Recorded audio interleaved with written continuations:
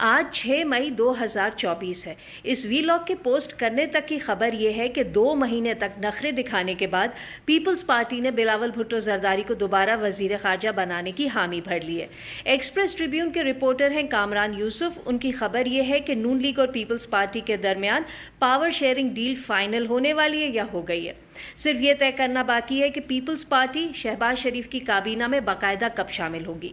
شہباز شریف چاہتے ہیں کہ جون کے پہلے ہفتے میں بجٹ سے پہلے پیپلز پارٹی ان کی کابینہ میں شامل ہو جائے۔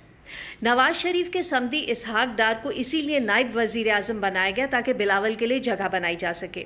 پیپلز پارٹی کو کچھ اور اہم وزارتیں بھی ملنے کا امکان ہے۔ بے نظیر انکم سپورٹ پروگرام کی سربراہی بھی پیپلز پارٹی کو دی جا سکتی ہے۔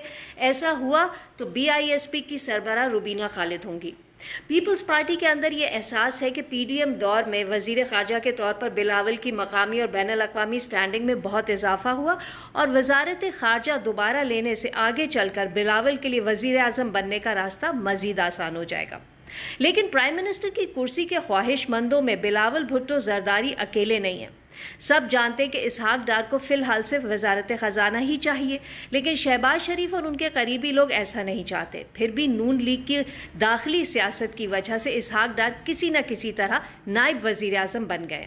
اب وہ چاہیں تو وزارت خزانہ میں مداخلت کر سکتے ہیں، لیکن اسحاق ڈار کی نظریں اس سے بھی آگے ہیں۔